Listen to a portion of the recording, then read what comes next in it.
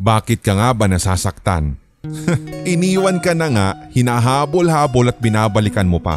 Pinagmukha ka na ngang tanga, minamahal mo pa. Hindi na dapat binabalikan ng mga taong ikaw mismo ang iniwan.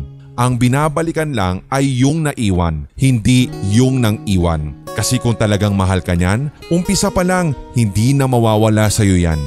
Hindi naman tayo pinanganak para lang maghabol sa maling tao. Kasi ang alam ko, ang dapat nating habulin ay grades at deadline. Hindi yung taong iniwan ka na nga, sinaktan ka pa. Paanong naging mukhang tanga? Minamahal mo pa nga, tapos hindi ka rin marunong makinig sa amin at ikaw mismo yung nagrereklamo na masakit na. So anong tawag doon? Di ba tanga?